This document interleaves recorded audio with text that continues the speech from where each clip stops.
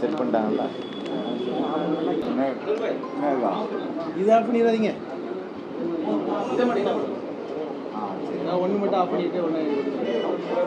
நடைபெற்று முடிந்திருக்கிற 2026 தமிழக சட்டமன்ற தேர்தலில் எஸ்டிபிஐ கட்சி திராவிட முன்னேற்ற கழகத்தோடு இணைந்து மதச்சார்பற்ற முற்போக்கு கூட்டணியில் நன்னிலம் சட்டமன்ற தொகுதியில் உதயசூரியன் சின்னத்தில் நான் போட்டியிட்டிருக்கிறேன். நடைபெற்றிருக்கிற இந்த சட்டமன்ற தேர்தல் என்பது அது வெறும் சட்டமன்ற தேர்தல் மட்டுமல்ல, மாறாக அது தமிழ்நாட்டினுடைய மக்களுக்காக சேவையாற்றி கொண்டிருக்கிற திராவிட முன்னேற்ற கழகத்தின் தலைமையிலான தமிழகத்திற்கும் அதுபோல் என்டிஏவிற்கும் இடையிலான தேர்தல்.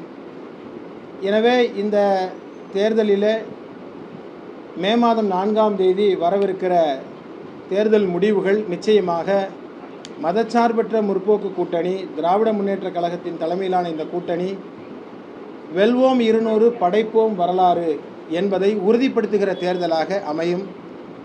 நடைபெற்றிருக்கிற இந்த தேர்தலை பொறுத்தவரை தமிழக மக்கள் வளர்ச்சியை விரும்புகிறார்கள்.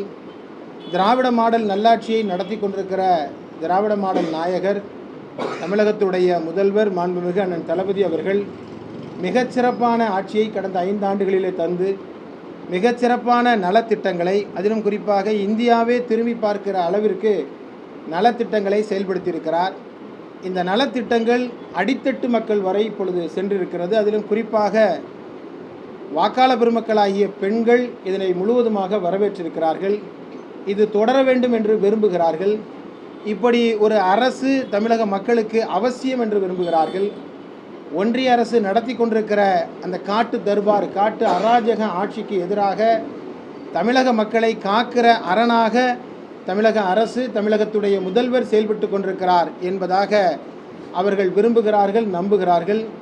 அத்தோடு திராவிட முன்னேற்ற கழகத்தினுடைய தேர்தல் அறிக்கை இந்த தேர்தலினுடைய ஒரு ஹீரோவாக அது செயல்பட்டிருக்கிறது. இப்படி பலதரப்பட்ட மக்களுடைய விருப்பத்தோடு இந்த தேர்தலில் மீண்டும் மதச்சார்பற்ற முற்போக்கு கூட்டணி, திராவிட முன்னேற்ற கழகத்தின் தலைமையிலான கூட்டணி நிச்சயமாக 200க்கும் அதிகமான தொகுதிகளில் வெற்றி பெறும். மே மாதம் 4ஆம் தேதி மீண்டும் தமிழகத்துடைய முதல்வராக மாண்புமிகு அண்ணன் தளபதி அவர்கள் மீண்டும் பொறுப்பேற்பார்கள் என்பதை இந்த தருணத்தில் நாங்கள் நம்பிக்கையோடு தெரிவித்துக் கொள்ள கடமைப்பட்டிருக்கிறோம். வளைகுடா நாடுகளில் குறிப்பாக ஈரான், இஸ்ரேல், அமெரிக்கா யுத்தம் ஒரு மிகப்பெரிய பாதிப்பை இப்பொழுது எரிவாயு சிலிண்டரை வழங்குவதில் ஒரு பெரிய பாதிப்பை ஏற்படுத்தியிருக்கிறது. தற்காலிகமாக அந்த போர் நிறுத்த சூழல் இப்பொழுது ஏற்பட்டிருந்தாலுமே கூட இன்னும் அத்தியாவசியமான சிலிண்டர் தட்டுப்பாடு என்பது இன்னும் குறையவில்லை. அந்த சிலிண்டர் தட்டுப்பாட்டை சரி செய்வதற்கான எந்த நடவடிக்கையும் ஒன்றிய அரசு இதுவரை எடுத்திடவில்லை. இதன் காரணமாக உணவு தட்டுப்பாடு ஏற்பட்டிருக்கிறது. அது ஒரு பொருளாதார வளர்ச்சியை அது பாதிக்கும் என்பதாக கருதுகிறோம். எனவே ஏற்பட்டிருக்கிற ஒரு அசாதாரண சூழலில் ஒன்றிய அரசு விரைவாக செயல்பட்டு பொருளாதார சிக்கல்கள் ஏற்பட்டிராதவாறு, அடித்தட்டு மக்கள் பாதித்திராதவாறு, அன்றாட சேவைகள் பாதித்திராதவாறு எரிவாயு சிலிண்டரை தட்டுப்பாட்டை உடனடியாக குறைப்பதற்கான போர்க்கால நடவடிக்கைகளை எடுத்திட வேண்டும் என்று நாங்கள் ஒன்றிய அரசுக்கு கோரிக்கை விடுக்கிறோம்.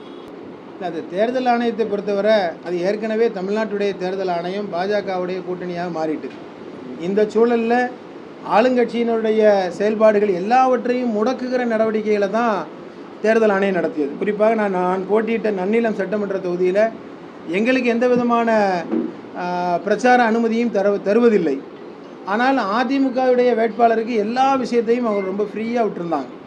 எனவே தேர்தல் ஆணையத்தை பொறுத்தவரை ஒரு கண்ணுக்கு மையும் ஒரு கண்ணுக்கு சுண்ணாம்பும் தான் வைத்திருந்தது. எங்கள் தொகுதியை பொறுத்தவரை அதிகமான முறையில் வாக்காளர்கள்ட்ட அந்த தேர்தல் நாளன்று வரை பணத்தை கொடுத்தது அதிமுக வேட்பாளர் தான். அப்போ அதிமுக வேட்பாளர் அல்லது பாஜக அதிமுக கூட்டணி சுதந்திரமாக செயல்படுவதற்கான எல்லா நடவடிக்கைகளையும் தேர்தல் ஆணையம் தான் எடுத்தது. எனவே ஆளுங்கட்சி திராவிட முன்னேற்ற கழக கூட்டணியுடைய வேட்பாளர்களுடைய நடவடிக்கைகள் எல்லாவற்றும் முழுமையாக முடக்கப்பட்டது என்பதுதான் கடந்த தேர்தலுடைய சூழல். எனவே வன்மையான கண்டனத்திற்குரியது தேர்தல் ஆணையத்தினுடைய நிலைப்பாடு என்பது. ஆனால் எஸ்ஐஆரில் ஏறத்தாழ பல வாக்காளர்கள் நீக்கப்பட்டிருக்கிறார்கள். அந்த எஸ்ஐஆருக்கு பின்பு யாரெல்லாம் இருக்கிறார்களோ, வாக்காளர்களாக இருக்கிறார்களோ, அவர்களுடைய சரியான எண்ணிக்கை வந்து இறுதி செய்யப்பட்டிருக்கிறது. எனவே அதன் காரணமாக இந்த பெர்சன்டேஜை பார்க்கும் பொழுது ரொம்ப குறைவாக, அதாவது கூடுதலாக இருப்பது போல தெரியும். காரணம் என்னவென்றால், வாக்களிக்கிற இருப்பவர்கள் மட்டும் உண்மையான வாக்காளர்கள் அல்லது இறந்து போனவருடைய பட்டியலெல்லாம் எஸ்ஐஆரில் நீக்கப்பட்டதின் காரணமாக சரியான வாக்காளருடைய பட்டியல் இறுதி செய்யப்பட்டிருக்கிறது காரணமாகத்தான் இந்த எண்ணிக்கை வந்து கூடியிருக்கிறது. ரெண்டாவது, நான் நன்னிலம் சட்டமன்ற தொகுதியை வைத்து பார்த்தால் கடுமையான வெயில், ஒரு 10 மணிக்கு அப்புறம், பொதுவாக 10 மணி 11 மணிக்கு அப்புறம் வரக்கூடிய வாக்காளர்கள் கூட காலைல சீக்கிரமே போய் வாக்களித்து விட்டு கொஞ்சம் வெயில் குறைந்ததுக்கப்புறம் போகலாமே என்கிற சூழல் தான் இருந்தது. எனவே இது வந்து வளர்ச்சியினுடைய தொடர்ச்சி மக்கள் விரும்புகிறார்கள் ஒழிய இதை வந்து அது விஜயினுடைய தாவேக்காவினுடைய அதுக்கு ஆர்வமாக எடுத்துக்கொள்வது என்பது வந்து சரியானதாக இல்லை. மாறாக எஸ்ஐஆர் தான் அதனுடைய மிக முக்கியமானது ஒரு தாக்கம் என்பதாக கருதுகிறோம். அதனுடைய முடிவை மே 4ஆம் தேதி தெளிவாக சொல்லப் போகிறோம். எஸ்ஐஆர் என்பது இந்த நேரத்தில் அவசியம் இல்லை என்று தான் எதிர்த்தோம். எஸ்ஐஆர் செய்யணுமான்னு கேட்டால் எஸ்ஐஆர் ஏற்கனவே நடந்து கொண்டிருக்கிறது. இறந்து போன வாக்காளர்கள் 2 இடங்களில் பதிவுள்ள வாக்காளர்களுடைய பெயர்களை நீக்க வேண்டும் என்பதில் யாருக்கும் மாற்று கருத்து இல்லை. அது இந்த நேரத்தில் தான் செய்யணுமா? இப்போ டீலிமிட்டேஷன் எந்த நேரத்தில் செய்தாங்க? பாராளுமன்றத்தில் 5 மாநிலத்துடைய தேர்தல் நடக்குது. அது ஏதோ இன்னைக்கு செய்தால் தான் செய்ய முடியும் என்று நாடாளுமன்றத்தில் உடனடியாக பிரச்சாரத்தில் இருக்கிற எல்லா தலைவர்களையும் அங்கே வரவழைச்சி, அதுவும் குறிப்பாக தென் மாநிலத்துக்கு நெருக்கடி கொடுக்க வேண்டும் என்று சொல்லும் பொழுது மட்டும்தான் டீலிமிட்டேஷனே வேண்டாம் என்று சொன்னோம். ஆனால் அதை இப்பொழுதே செய்ய வேண்டும் என்று சொல்லும் பொழுது தான் அதில் ஒன்றிய அரசுடைய உள்நோக்கம் என்பது நமக்கு தெரிகிறது. அதே மாதிரி எஸ்ஐஆர் என்பது தேர்தலுக்கு 6 மாத காலத்துக்கு முன்பு செய்ய வேண்டாம், அதற்கு பின்னால் செய்யலாம் என்று சொல்லும்போது அதையெல்லாம் மீறி எஸ்ஐஆரை செய்தார்கள். அதையும் மீறி செய்த பின்பு எஸ்ஐஆருடைய படிவம் என்பது இறுதி செய்யப்பட்டிருக்கிறது.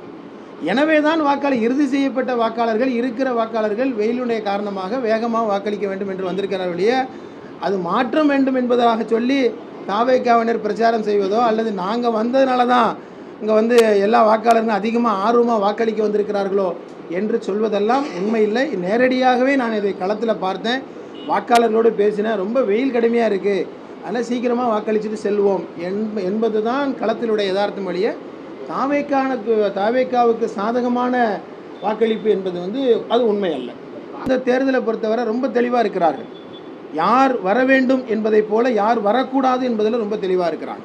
இப்போ அந்த சூழலை வைத்து பார்த்தால் இந்த தேர்தல் என்பது மிக முக்கியமான இந்த வளர்ச்சியினுடைய தொடர்ச்சி அமைய வேண்டும் என்று விரும்புகிறார்கள். அந்த வகையில் எந்த தாக்கமும், அதுவும் குறிப்பாக இந்த வெற்றியை பாதிக்கிற எந்த தாக்கமும் இந்த தேர்தலில் இருக்காது.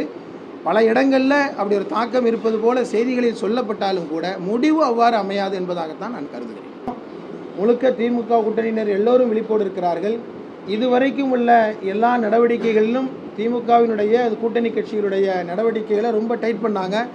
அதே போல் கவுண்டிங்லையும் அது மாதிரி ஏதாவது நடந்துவிடக்கூடாது, பல மாநிலங்கள் நடக்கிறதா செய்திகள் வருகிறது. எனவே அந்த அடிப்படையில் எல்லோரும் விழிப்புணர்வோடு சரியான முறையில் நியாயமான தேர்தல் நடத்தணும், அவ்வளோதான். எங்கள் கோரிக்கை வேறு, அதை தாண்டி வேறு எந்த கோரிக்கையும் இல்லை. எனவே அது மாதிரியான எந்த நடவடிக்கையும் நடந்துவிடக்கூடாது என்பதற்கான விழிப்போடு இருக்கிறோம். நாங்கள் வெறும் திமுக கூட்டணி மட்டும் சொல்ல, எல்லா வேட்பாளர்களும் எல்லா கட்சியினரும் விழிப்போடு இருக்க வேண்டிய அவசியம் வந்து இந்த தேர்தலை பொறுத்தவரை நியாயமான தேர்தலை கண்காணிக்க வேண்டிய பொறுப்பு வெறும் தேர்தல் கமிஷனுக்கு மட்டும் இல்லை, மக்களுக்கும் இருக்கிறது, தேர்தலில் பங்கெடுக்கிற அரசியல் கட்சிகளுக்கும் இருக்கிறது. அதை பொறுப்புணர்வோடு செயல்படுத்துவோம். அப்படி எதுவும் நடக்காதவாறு பார்த்து கொள்ள வேண்டியது எங்களுடைய பொறுப்பாக.